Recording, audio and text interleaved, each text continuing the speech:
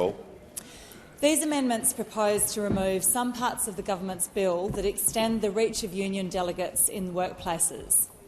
In Schedule 1, Part 7, the government's bill introduces a series of new rights for union delegates employed in workplaces.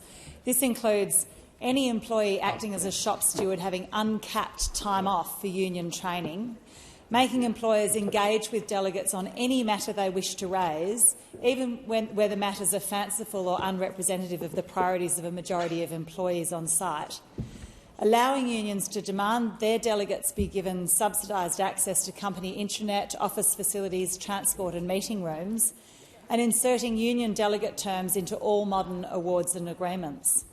My amendments remove these additional union powers. The case has not been made for these changes. They have not been backed by any identified problem to be solved or by specific difficulties experienced by delegates which could not be addressed by working with employers or using the enterprise bargaining system.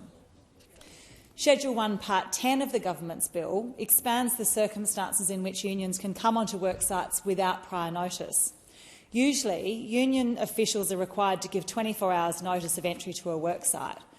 There's already an exemption to this. If the Fair Work Commission is reasonably satisfied that giving a workplace advance notice of entry might result in the destruction, concealment or alteration of relevant evidence. The government's bill extends this exemption if an official seeks to investigate underpayments. That is, the union could then enter without notice. Now, I don't want workplaces to underpay employees, and I don't want workplaces to destroy, conceal or alter relevant evidence. But this extension of union powers in the government's bill doesn't require the union to establish that there's any risk of the destruction of evidence or records. My proposed amendment removes this additional exemption.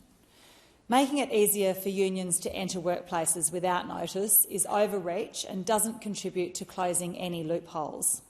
The government is seeking to legislate for problems that do not exist. Any union wanting to enter a workplace to represent a member or attract members already has a straightforward and well-understood mechanism to do so through the entry permits held by its officials.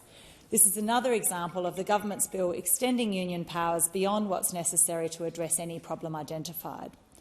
We see this extension of union powers repeatedly in the bill.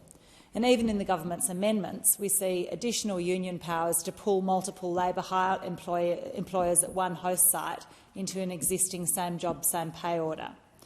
Now, I'm told by business groups that increased union powers to enter workplaces without notice and increased employer obligations to union delegates on site were not part of the exposure draft consultations.